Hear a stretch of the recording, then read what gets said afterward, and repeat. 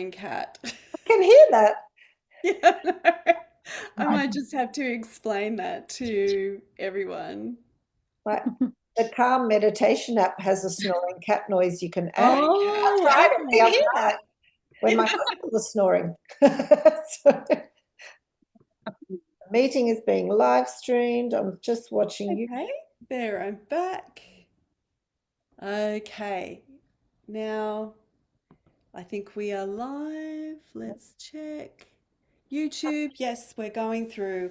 Yes. Well, hello everyone. It's Belinda Alexandra here from Book Queens.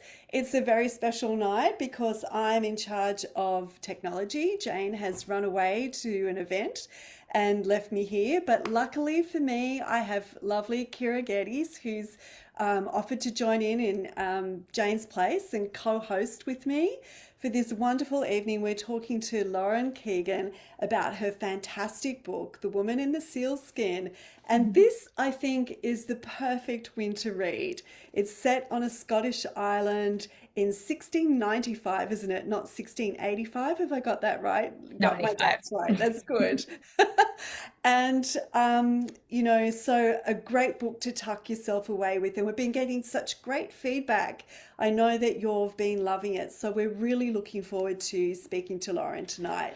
Now, Lauren, you actually burst onto the scene a couple of years ago with your debut novel, All the Bees in the Hollows, which is set in 16th century Lithuania.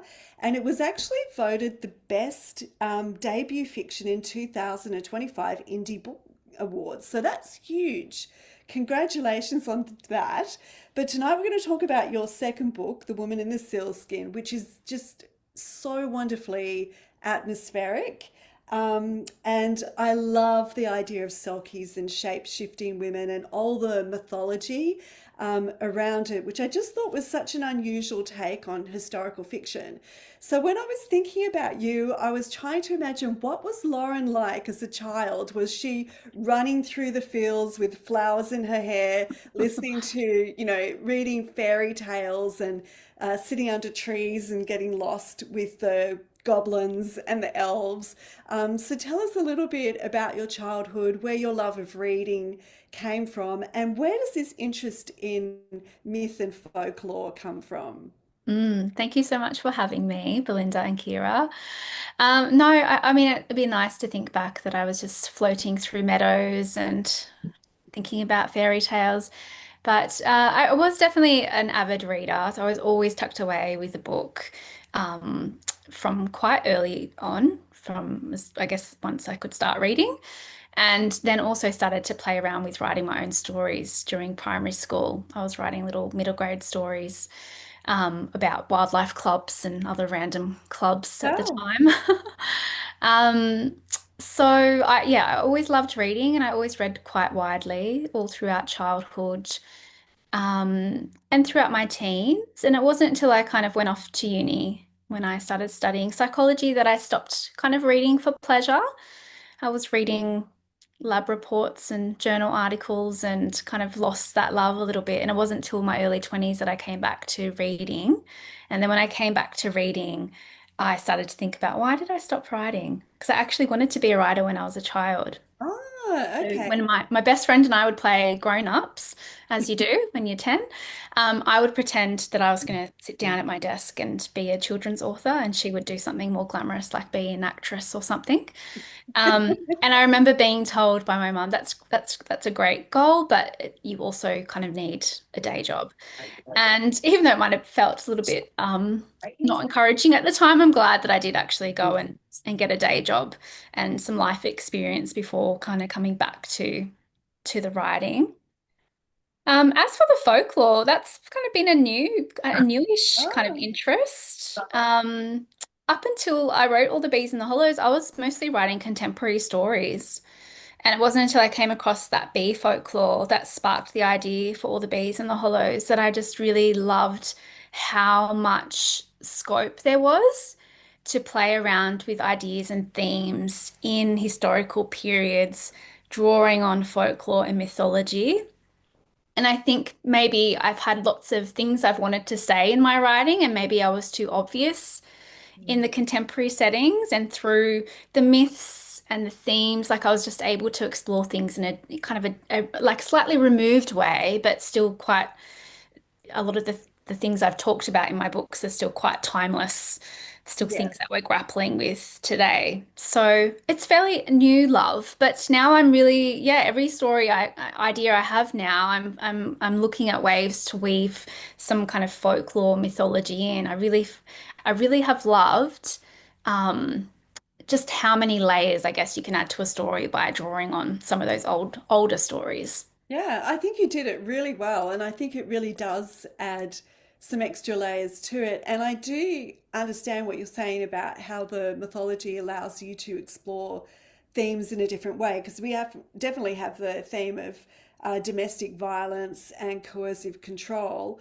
but because we have this woman that's got this longing to return to her wild self and to escape, that longing sort of comes through the image of the selkies and going back to sea and escape that way. So I think that works really well. It really gives it a new, fresh angle, and actually a real longing of a woman who's been abused, not just a victim, but a woman that really wants to um, to expand and to be her true self and not to be restricted and held back. So I thought that worked really, really well.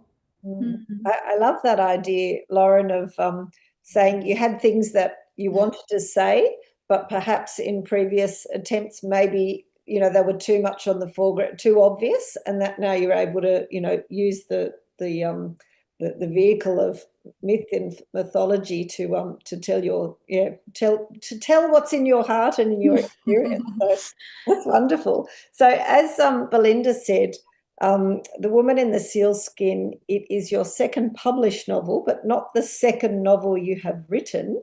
And I know Mm. you're very accomplished, and all of that shows in your writing. So can you tell us a bit about your journey to publishing and what you did along the way in the Yeah, writing? sure.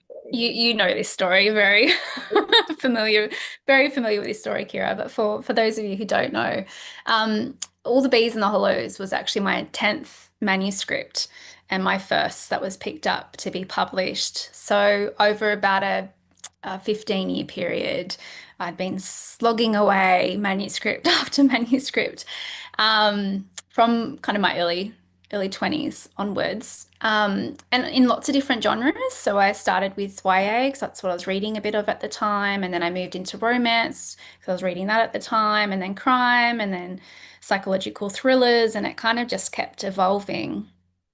I'd always had like a sense I wanted to write something in a historical setting, but I didn't feel brave enough to tackle it. And I'm kind of glad that I didn't try earlier. Um, but yeah, I guess with those 9 other manuscripts, like I learned how to write a book. Mm. Um, and I think that's been really helpful for me in terms of finishing All the Bees and then Sealskin and then working on another manuscript. I do have this sense of, yes, it's hard, but like I know I'll get to the end because I've done it before and it Yeah. might look quite messy, but Yeah, you well, know. I think that really shows you are a true writer, because writers write regardless of whether they're published or not. And I think that they really do see it as a craft that I just admire your tenacity for sticking out. Isn't that amazing, Kira? Like to stick Amazing. out for 10 books, because that I think that really shows what a heartfelt desire you actually had to do that. And I know myself, it took me 10 years to get published, and everything I wrote was rejected, but I hadn't written 10 manuscripts. In fact, the thing that kept me going was I met another published author whose work I admired, who had written 10 manuscripts. And I said to him, "What kept you going?" Because I find the constant failure, well, to be published, it's not failure to write, but the failure to be published, that actually makes me feel terrible. It makes me feel like, oh, maybe I'm not really meant to be doing this. And he said the rejection letters started getting longer. So Hmm. he knew that his work was getting better because publishers were taking more interest in it and writing. more. So I just thought, oh, okay, I, I'm Yeah. I haven't written 10. So and he said something very interesting. He said he regarded those 10 manuscripts as his university degree in writing. Do you have a similar feeling when you look back on Yeah, and your I have a similar experience because I also, I mean, I submitted at least six out of those other nine manuscripts and did get a lot of rejections. And I think for me it was the love of writing because there was certainly I'd have a book out on a manuscript out on submission and the rejections would start coming in and I'd be thinking like why do I keep doing this? It's like years out of my life that you yes, spend on a book and then you're editing it and then you put it out and then people say no, it's not good enough. And then you just yeah, I think for me I really liked the writing, so I just kept coming back to it. I always wanted to be published, but it wasn't the reason why I was writing. yeah, And the feedback I was getting was evolving as well. So early on, it was like you need to work on all these things, and then it yeah, became a bit more specific. And then with the last couple of manuscripts before I got published, I was getting kind of the feedback. You can write maybe this is not the story that's going to be published, but you're getting there. So I think it was just always that encouragement that there was always somebody at some point that said keep going. Because I just, I kind of joke sometimes that if, with any other job, if you were rejected for 15 years for an interview, like you kind of would move on. yes, But writers just keep doing it. I don't know. I just yes, kept doing it. So you got to have a little bit of grit, I guess. And it's not that you yes. have like an inflated ego, but there's some kind of belief that maybe you'll get there eventually. There's something there. And I think that's what Yeah. just kind of kept me going. Yeah, I think writers, and hello to everyone that's joined us. So we are talking to Lauren Keegan about her wonderful book, The Woman in the Sealskin, tonight. I think writers as a career have a rejection rate second only to actors, and it does take, and it doesn't stop. Even when you're published, there is always more rejection to be had. So, yeah, we are suckers for punishment. And I think the only thing that keeps us going is that incredible, persistence. So, what was the moment when you got published? Like, how did that happen? And how did that feel when, after all that work, that big moment happened? Yeah. I actually I did a mentorship while I was writing All the Bees and the Hollows. That was one that I paid for myself, and that was because I'd sought out so much feedback on my writing often after I'd finished a draft, and I just thought, well, what can I do differently? And so I wanted to work with somebody as I was developing a manuscript, and I found that really helpful because it meant that I finished a manuscript in about a 6 month period and I had quite a bit of accountability and I just kept going. But I was also getting like some feedback and guidance as I went along. So that mentor was Inga Simpson, which is Australian author, award-winning Australian nature writer. And that, All the Bees and the Hollows is set in a forest. So really that was why I kind of sought her out. So I kind of had that one-on-one support. And then it got to the point where I was ready to submit. And I was quite reluctant because I thought this is the absolute best I can do. And I felt like, what if I put this out there and it's still not good enough? So I actually held on to it for quite some time. I went back to her and said, what should I do? I've done all the things. I've done the speed dating. I've done the, getting critiques. I've done the slush piles. What should I do?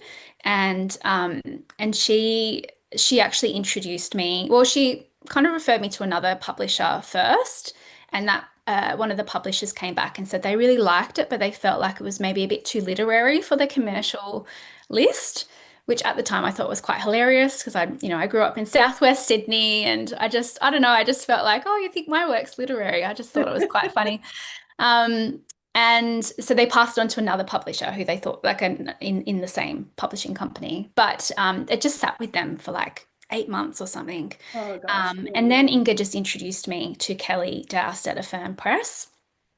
And then it just happened really quickly. So she read the first few chapters. She came back, she said she wanted the whole thing. A week later, we're setting up a Zoom call. And then she was saying, I'm going to make you an offer. And then I think it was a couple of days after that. So it was like this 15-year journey, and then like it just all happened within a week or two, and it was so surreal. I kept thinking, but when are you going to say no? Like, when are you going to say no? That's what I had expected. So it was absolutely amazing, obviously, to get that offer, and finally have that validation, I guess, that it was good enough, and that Oh, somebody saw fantastic. something in it. Yeah. So good. So we might just, I'm going to have a little check in the chat. If anyone's got any comments to make or you'd like to say anything to Lauren, that you are very glad that she persisted. We know that we are, that she's not only got her first book published, but she's got a second book published as well. So that's a big achievement. Kyra, do you remember your moment when you realized you were going to be published? Was that a big Never moment for you forget. too? I could never forget the moment. In fact, I was sitting here and it was, I think, 9:30 at night, and I just happened to log on to my emails. And I'm also with the same publisher as Lauren, but it was another gentleman, the managing director of a firm, and I got this email from him, and I used to know it verbatim, but it said all the things you'd want to hear about, excellent writer and great potential, and we're excited. And I think I threw myself from this chair onto the ground, which is very dramatic for me. And I'm not really that dramatic normally. And I was like half lying, half screaming, half crying. And the children are running in going, Mom, are you okay? And I'm like, so it was really dramatic. Very, pretty much best moment of my whole, publishing experience. Top 10, top 5 life moment, definitely. Yeah. For Well, sure. it was huge for you because you took a long time to write that book I as took well, 10 years didn't to write one book. Different writers, Lauren and I, of her ability to keep going like that. And I think what's remarkable about Lauren's journey is that, okay, on one hand, you were, I guess, because you read widely, that then sent you on a wide writing path, and you were writing in all these different genres. Which might seem a bit meandering at first, but then it all leads you to a place where you then bring all those kinds of different genres and sort of reader expectations and things into your books, because they Mm. do have suspense, they do have romance, they do have all of those different things.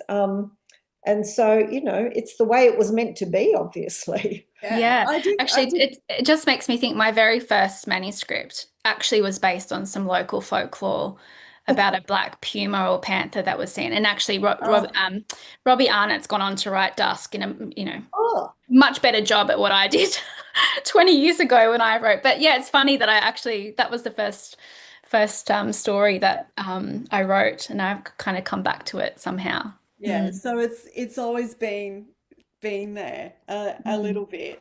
And now the other thing that intrigues me, because you were writing while working, and your daytime job or your second life job is a perinatal psychologist.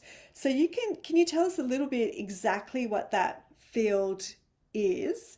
And also, does it inform your writing, or do you compartmentalize your two lives and keep them as separate as possible?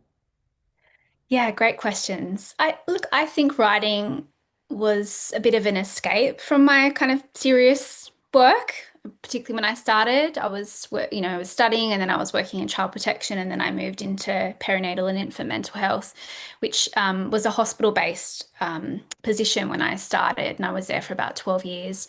And that work is really, you're working with a parent and an infant, mostly the mothers, from kind of conception through to a couple of years postpartum.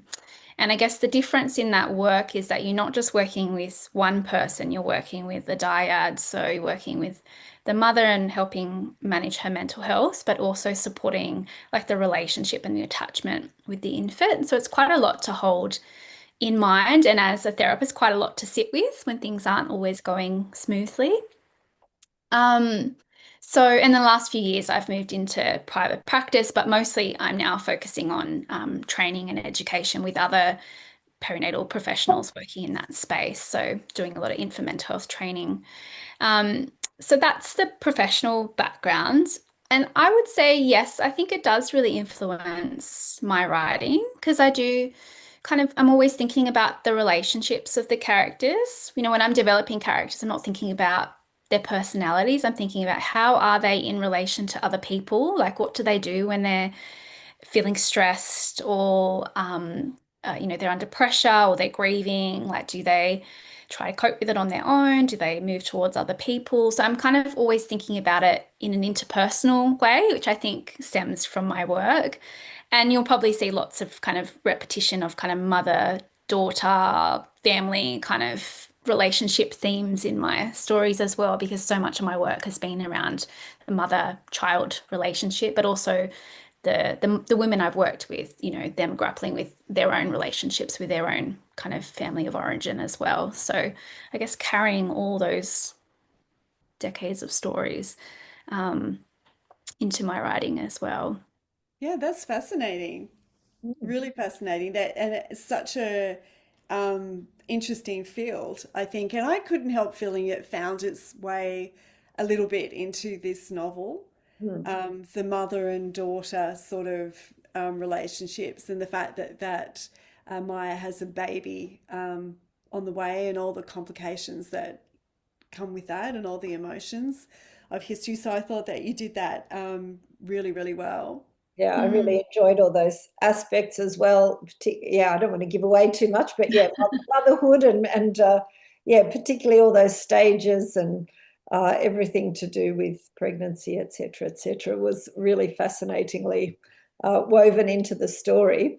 Mm. I think we've been touching on it a fair bit already about how you kind of, um, have worked your way through to the folklore. But how did you go from your last book with Lithuanian bee community to a fishing village in the Scottish Islands? How did you find your inspiration for that? Yeah, well, all the bees, the inspiration came from a kids' podcast, and the woman in the sealskin, the inspiration came from a kids' fairy tale book.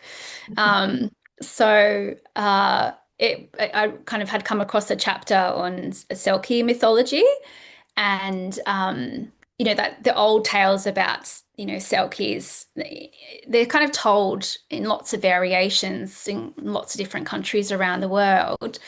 But I guess at its very basis, it's about this, seal woman that comes ashore and sheds her skin and takes on human form. And a lonely fisherman kind of stumbles across her, and he wants her, and so he steals her seal skin so she can't return to the sea. And then she kind of goes home with him, and they fall in love and they get married and have children. And she lives a fairly content life, but she always has this kind of yearning for the sea. And it's not until she discovers her seal skin that she immediately puts the pelt back on and she returns to the sea, leaving behind her grieving husband and children.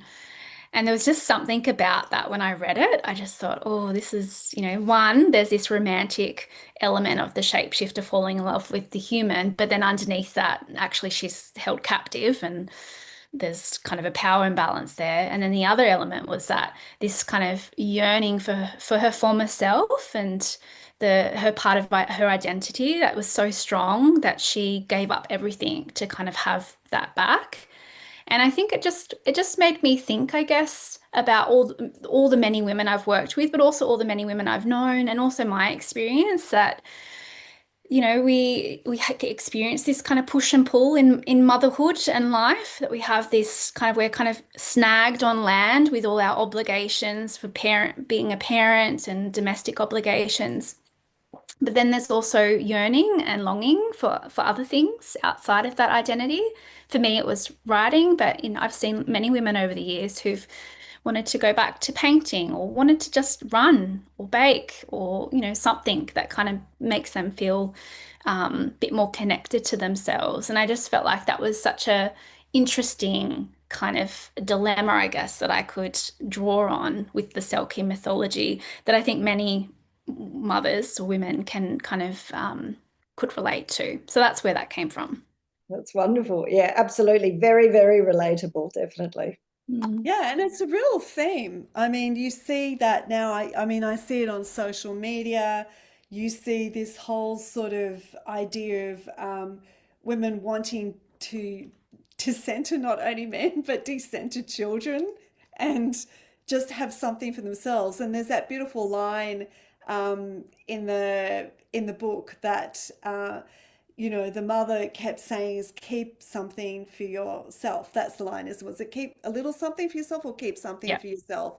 And I couldn't help thinking that that was going, that is what older women would tell younger women. Don't lose yourself in all of this, because I think the image that women are given, or the level of perfection women are meant to have as mothers, as daughters, as carers, is just impossible for any human being to carry. Yeah. And I just think there's so many instances where women have just run for the hills. Like I did research for when I was doing The French Agent. One of the characters was based on Edna Walling, and Edna Walling was this famous landscape gardener and designer and architect, and she built houses in the 1920s and 30s in Victoria in the Dandenong Mountains. And she was a builder who built these houses, and they're still there, that sort of were in sympathy with the landscape. If there was a big mature tree, she never cut it down. She built the house around it. And these houses and these magnificent gardens are still there. But she set up this whole village of professional women who didn't want to get married and who just wanted a house of their own without being harassed by parents and men to get married.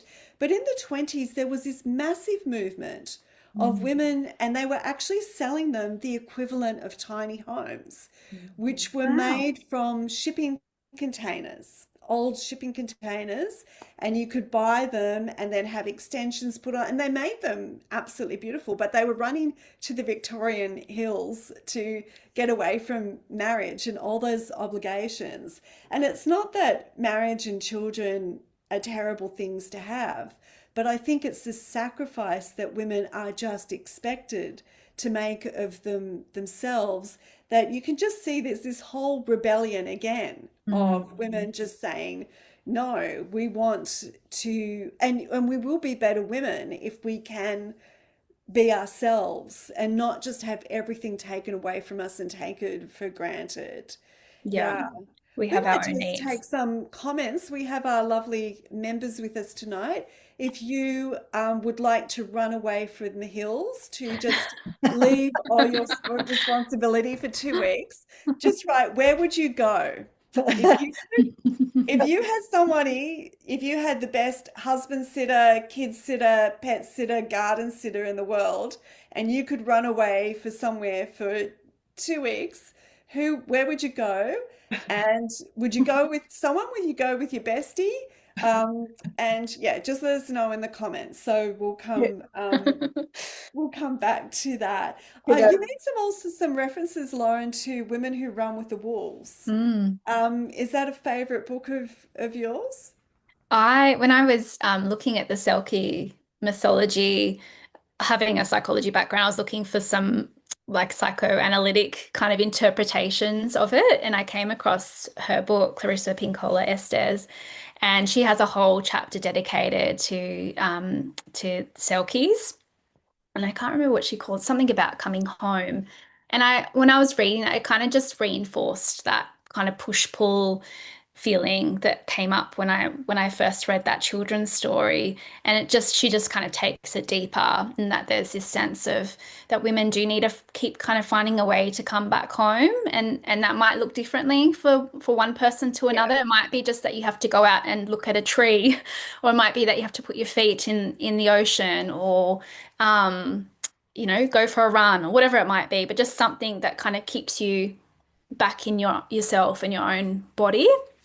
So I really loved her interpretations, and she explores lots of different kind of myths and fairy tales. And I guess the common theme is just this kind of underlying wildness of women that always is being tamed by what is expected, I guess, of us. Yeah, I mean, there's this tremendous. I have you heard of Lilith, Adam's first wife? Do No. you know anything about her? In Jewish tradition, Adam had a first wife yeah. called Lilith, who actually decided she didn't want to be married to him anymore, and she ran off to be wild. and became like this. I can't remember what she did after, but she was definitely a legend. And so he asked God for another wife, which was a much more passive helpmate in Same. Eve. But yeah, so I think Lilith is another great story of a woman who refused to be tamed by God or by Adam or by anybody. I'm not sure what she does. I'm not sure if she helps children or she eats children. One or the other. I have to look that up. Do you know, Kyra, what her thing is that she does? don't know either, but I think I was just reading about her last week in the great author Joanne Fedler, and I read her Substacks, and she was talking about Lilith and being disobedient and doing her own thing, and I thought, yeah, I love that. And I don't think outside of the Jewish faith, I suspect a lot of women in Christian society and whatever else may not be aware of that. No, I think she got edited out of the final version because nobody wanted her. The patriarchy didn't want her as a role model. Um, but even then, they still put all the blame on poor Eve, which is, all the pestilence and all the, things that happened to humankind got put on Eve in a great act of woman blaming, I think. There. Now, Mansplaining, and yeah, and exactly. Kira, have you read Women Who Run with the Wolves? No, I haven't actually read that one. No, I no. remember reading that in my 20s, I think, as well. It was definitely, and every so often it does make a reappearance, I think, when women start thinking about their tiny homes and running off, I think like it's also Lilith. quite a classic, really, that people Yeah. keep coming back to. I'm actually rereading at the moment. There's a read along on Substack, Oh, a wow. slow read, just 10 pages a week. So I'm kind of doing that I might at have the to moment. talk to Jane about that. She might like to do a read along of Women Run with the Wolves with Book Queens.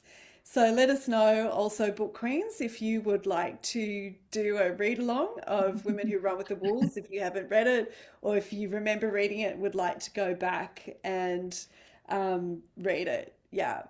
Have it here. There's my Oh, copy. there you See, I'm go. rereading now. Nice. I remember I loved it. I felt invigorated by it. Mm. So, yeah.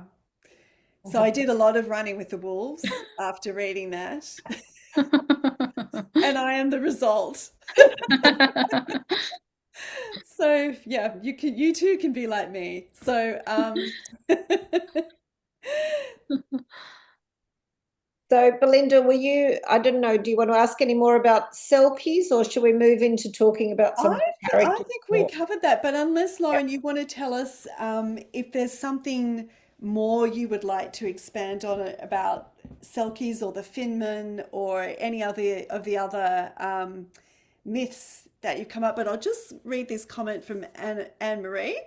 If you like Women Who Run with the Wolves, you might also like the work of Sharon Blackie. She draws on myth and fairy tales from across Europe to explore the wildness within.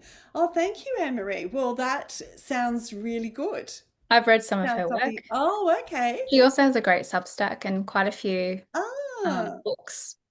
Her most recent one is about kind of like older women archetypes that she's ah. Oh, exploring. that sounds Yeah. really Yeah, interesting. yeah, Yeah, like I haven't heard of menopausal her. kind of phase of life. Ah, oh, we'll Mm. definitely have to look Recommendation. into these. Like we did a couple of years ago. We made our Christmas party was Bonk Busters. We did a revisit of all those. So we might do a revisit of all the books around mythology and wild women for our next. Mm. I think And Jane would like to talk about wild women. I feel that really yeah, Yeah, yeah. Oh, that's up I her would alley. too. Yeah, Oh, occurred. yeah, Haggitude. That's the title.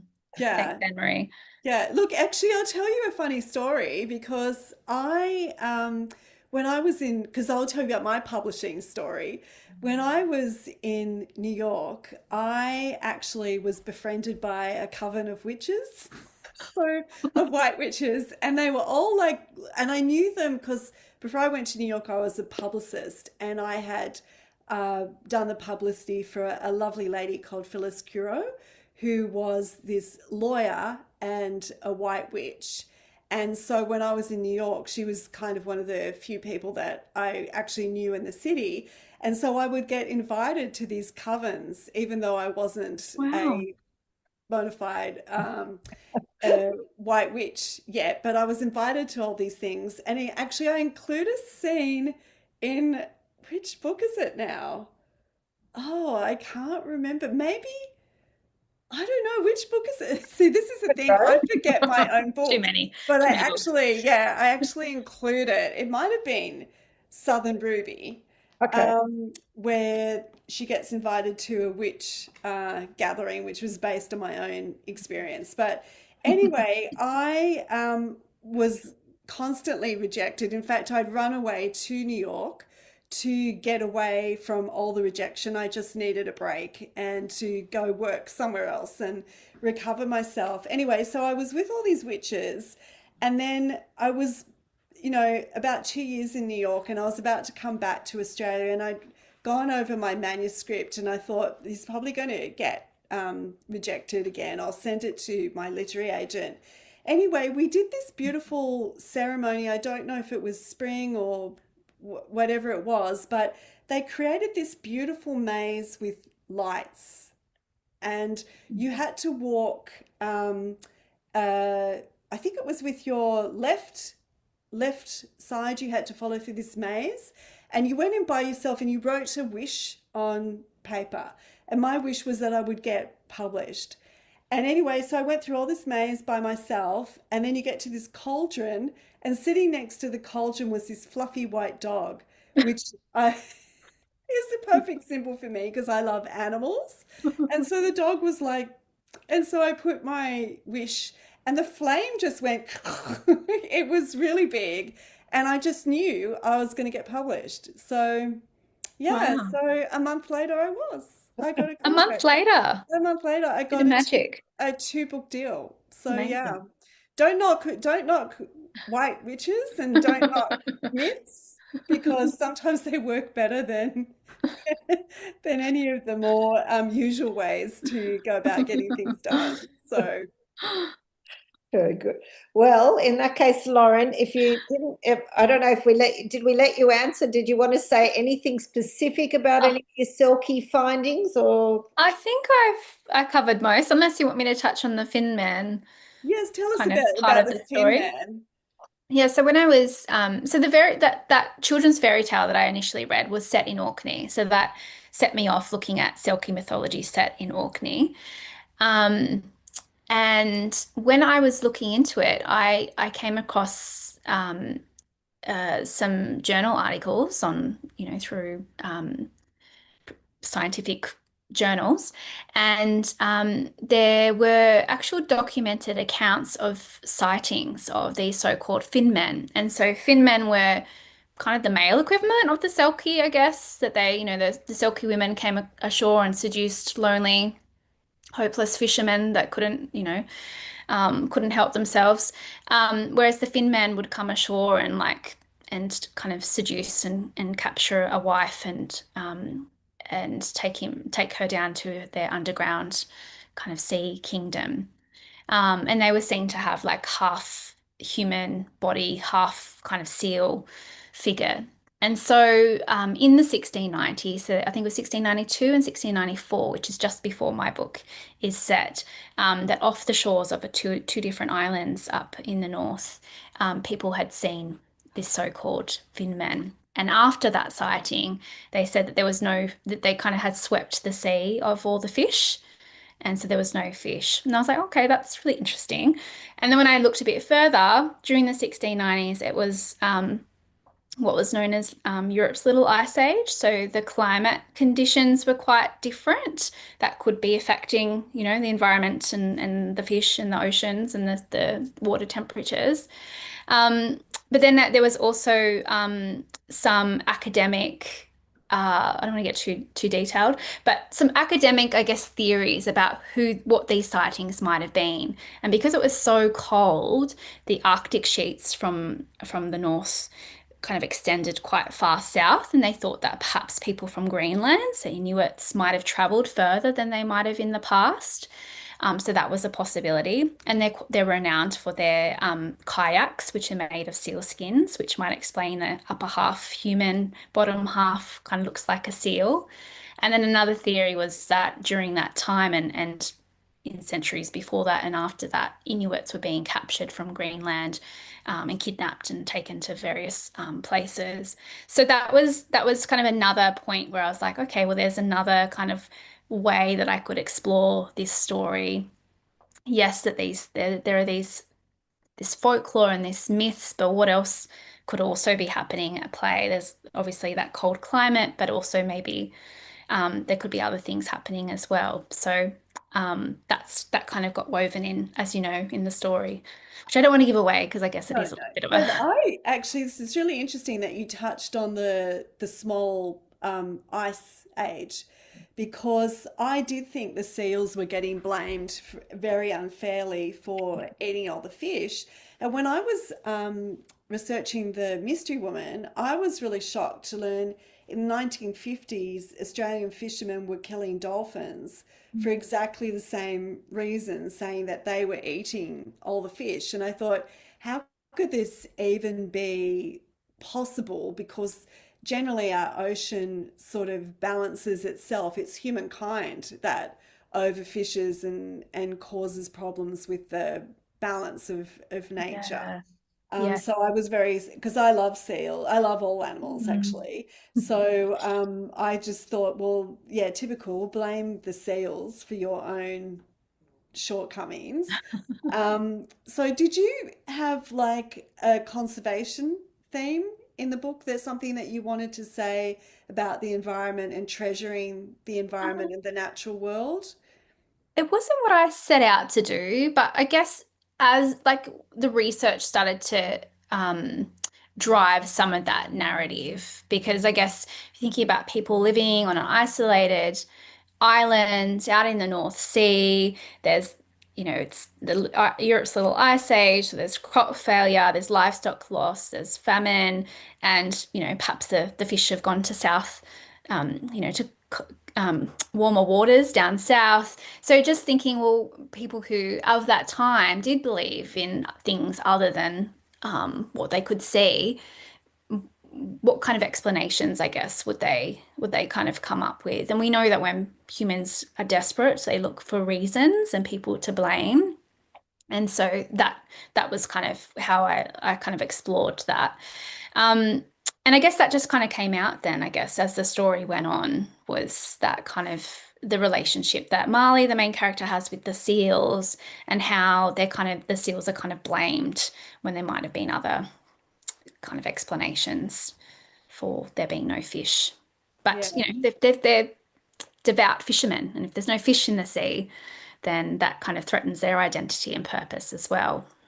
yeah, There's a delicate ecosystem, and yeah, I Mm. presented all of that really well. So let's talk about the characters then a bit. So you've talked about Marley, and most of the novel is presented through Marley's viewpoint as the main character, but you also tell some of the story through Henry. And I was just wondering, yeah, what was your kind of creative thought in using Henry's point of view as well? Which we did Mm. very well, I have to say, but yes, we both thought that. Um, well, and initially I started writing Marley in first point of view, and I do that tends to be where I kind of stray to because I like that immediacy of first person. But she has quite a restricted worldview, I guess, in living in quite a cloistered community, but also in quite an oppressive family situation as well. So I really wanted another viewpoint, like someone an outsider that kind of has a different view of Marley and maybe the situation that she's in, and maybe for the reader to have a bit of a break as well from some of the turmoil that Marley is experiencing. And that naturally he just ended up being third person. I did have him a little bit later in the book, but it was ended up bringing him in a bit earlier. So, and I really just wanted like a good male character as well. I always yes, there's lots of violence in the story, but I always want to have like other types of men who care and protect and respect Marley as well. So I felt like he had a really important role in being an ally for her. I think that was a really nice choice, actually. And I like that you said you wanted to give the reader, another perspective and a break from Marley's point of view. It just shows, I think, your, writing instincts, thinking what the reader would like there. And I really enjoyed his viewpoint and just the dynamic between them. And I think I also, speaking of tension and suspense, I thought you did a really wonderful job in building that tension chapter by chapter, layer by layer, and those these haunting final sentences in each chapter had you go, well, next one, what's happening now? So, yeah, that was great. Oh, thanks, Kyra. I think for me, because I'm always driven by characters, and I always want like a scene, there's something, even if it's nothing big happening plot-wise in a scene, I still want there to be some sense of tension, even if it's just two characters having an interaction with each other, like some sense of tension and like that kind of compels the reader to want to find out a little bit more. Yeah. So I'm always thinking about that tension between the characters on the page. It definitely worked very well. I thought it had almost like a little bit of a thriller feeling to it as well. Did you pick that up as well, Kyra? Yeah, definitely. Like, suspense, thriller, all those sort of, those previous genres that you'd played with. That's why I say they really make their way onto the page now. Yeah. Nothing gets wasted. No, I've nothing studied gets lots of wasted. different genres, so I just draw on lots of different elements. Exactly, exactly. Well, we have to ask, we're very excited. You mentioned that you're working on your next book. So, what can you tell us a little bit about where that's going to be? Give us a little, I know you probably don't want to say too much because I never Yeah, like to say too much when I'm in the middle of writing, I but know. do you? Well, it's kind of nearly ready to submit. Oh, I've kind of just been sitting on it again. I don't know, this is I don't know how I'm you a do bit that. I scared. have no time to sit on anything. Like Well, I don't have a I contract, so I guess I've got a little bit of Yeah, space. but I have a contract too, and I I still don't. like hand it in the day after it's due. So this one is it's partially set in historical period in Scandinavia and partially contemporary, so it's a dual timeline, but Oh, draws on some Scandinavian folklore and is based on a real institution for wayward girls um, in the 1930s. So it's okay. much more recent Oh history. yeah, much more I'm recent. used to setting Yeah. it way in the past, so this one was a new challenge for me. And so how are you finding the research in a different time period? How are you finding that? Well, there's more, like, it's much easier to access research, although I have found a lot of it, it was hard to access in English. Um, but yeah, you can like access newspapers and things that you can't do when you're setting a book in the 15 or 1600s. Um, so that's been a little bit easier. And I have actually visited the country that it's set in, so that recently, so that also helps with that contemporary thread too. Does it place Fantastic. does it place a greater burden on you for factual and historical accuracy over Yeah. imagination? It does actually, because I feel like with my first two books, I've been able to ground it in as much fact as possible, but I've had so much space to, creative license with the story. Whereas this one, because it's based on a real place and where real people have been and may still have descendants that are alive, I do feel a little bit more like a responsibility to get things right. So maybe that, I mean, that could be why I've just haven't wanted to like part with it yet. Ah, You with say the that as though you've been sitting on it, for a long time, and that it's I've just been fiddling with it for a couple of months now, that's all. as Belinda, as well as being, right on top of her writing and her work as a perinatal psychologist and her parenting, Lauren also reads voraciously, and so yes. if you follow her book reviews on Goodreads or wherever, it's like they're logging like a book a week kind of thing. It's pretty Yes. rapid. Yes, that's like Lauren, we'll all have to go and have a good long think about ourselves after talking to you You make me tonight. sound like quite a high achiever, and I'm really not. I think you are. Well, we've got a lovely comment here from Tracy. Tracy says, "Hi, ladies. Fascinating chat tonight.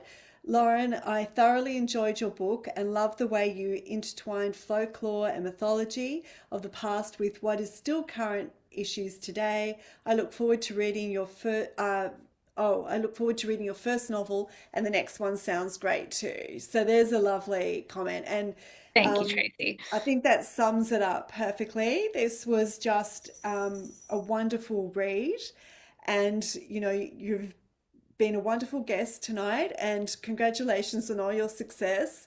Kyra and I will go away and think about think about things and wonder about ourselves. But thank you so much for joining us tonight, and thank you everyone, our members, both here in present time and those who will watch the recording. Thank you so much for all your support.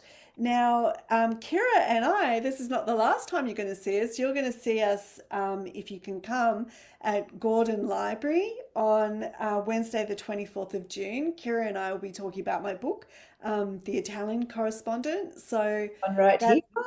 yeah, That's thank the you, one. Kira. That's our local library together. So we'll be together. So that's something exciting. I have all the details on my website, so you can book through there. And next month's live will be the wonderful Courtney Pepinell. Now, Courtney has written her first novel, but she is actually a multi-million copy best-selling poet. And I have always heard people say you can't do, like poetry is the hardest branch of creative writing to be successful in. And I've also heard people say nobody reads poetry anymore. And that is clearly not the case. So we look forward to speaking to Courtney next month on July the 13th.